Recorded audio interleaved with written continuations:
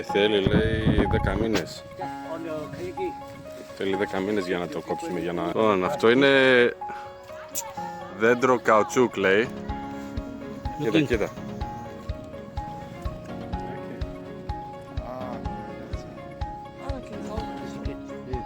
Λοιπόν, αυτό είναι το καουτσούκ σε υγρό.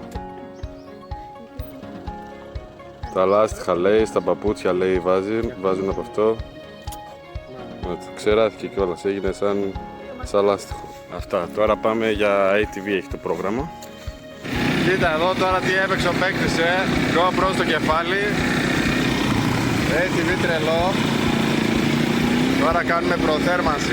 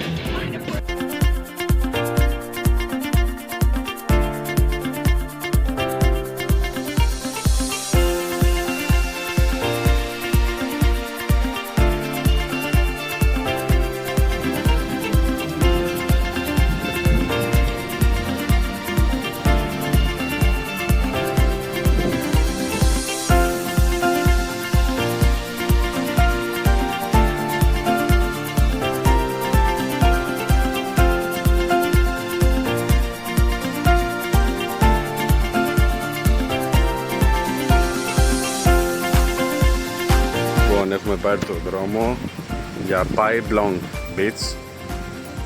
Ξεκινήσαμε από Ao Nang Beach, είναι περίπου 1 χιλιόμετρο και λέει διασχίζει σε ένα μονοπάτι που λέγεται Monkey Path.